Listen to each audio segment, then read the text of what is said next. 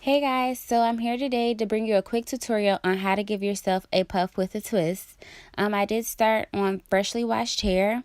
I've already put in my leave-in conditioner, which was the Paul Mitchell The Conditioner, and I've already done some light detangling. At this point, what I'm going to be doing is separating out the hair that I do not want to include in my ponytail. So once I've got that clearly sectioned and separated with the hair clip, then I'm going to go ahead and get that puff started. So when I do my hair, I tend not to moisturize my hair throughout the week. I tend to only do it maybe once in the middle of the week. So I try to make sure I put in enough hair products. So even though I've already put in leave-in conditioner, here I'm putting in a little bit of extra moisturizing product.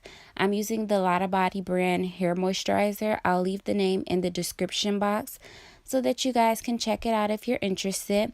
It works really well, it smells really nice, and it leaves your hair feeling really soft. And then I'm also going to put a little bit of castor oil on all of my edges. With the winter coming, I just want to make sure that they are kind of well moisturized so I don't experience any edge thinness while I have it in the ponytail.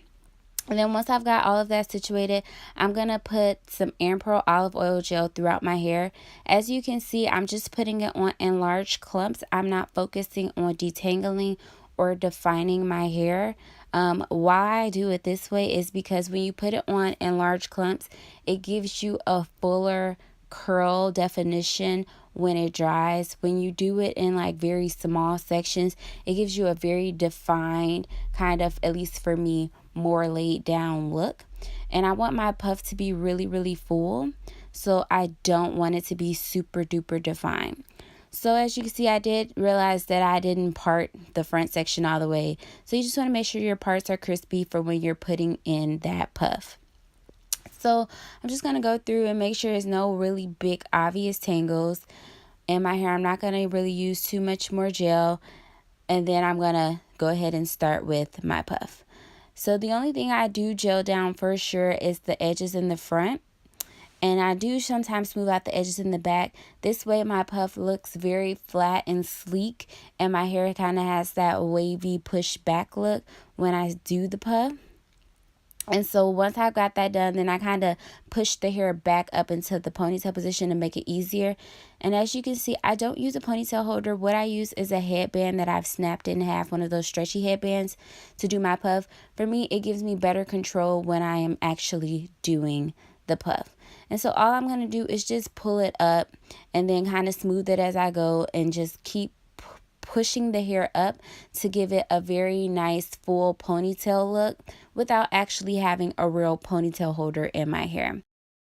Now that I've got the ponytail established, now I can start figuring out how I want to style the hair.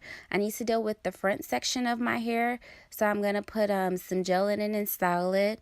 But then first, I'm going to just go through and kind of fluff up my ponytail. Right now, it's looking a little bit flat, and I don't want it to dry flat. I want it to dry into a really big, nice ponytail that's full. So I just kind of break apart any clumped together curls, and then I focus back on what I want to do at the front. So I'm putting more Ampro gel in the very front of my hair just so I can get some really great curl definition. As you can see, it's starting to really get defined. And now it's time for me to decide what to do. With it being a middle part, it's very versatile. You can pretty much do any style that you want from the middle. You can leave it as a middle bang. You can choose to do a side part. You can do a puff. You can really do anything. So the very first thing that I was going to show you guys is how to do a middle bang. If you have long hair in the front of your hair like I do, a trick that you can do to establish a bang that will be pretty much the length of the average bang is to bobby pin it underneath so that the hair will fall shorter.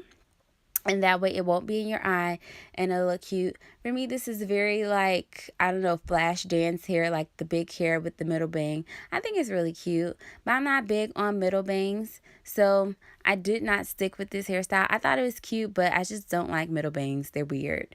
So the second thing I tried out was a side bang. I'm more of a side part girl. If you guys haven't noticed in my other videos. And all you're going to do is just smooth your hair out to the side. And then once you've done that, it'll pretty much dry that way and it'll look really cute. And then you're done. Pull out any random shed hair that you may find. And if you want to elongate that bang, you can put a clip on it since it's a side bang to kind of have it dry stretched instead of experience the shrinkage that natural hair normally experiences. And then the final option that I tried out was a puff. So if you want to do like the bump it kind of hairstyle where you give it like a little puff, all you have to do is flip that bang backwards and smooth out those edges. And you also got to make sure those baby hairs stay laid. And then all you're going to really focus on is just making sure your hump has a good shape and that your puff also has a good shape and that it kind of all blends together and looks really cute. Out of the three things I showed you, my favorite was the side bang, but it was really easy to switch it up. It's a really versatile hairstyle, so I hope you guys really enjoyed this tutorial.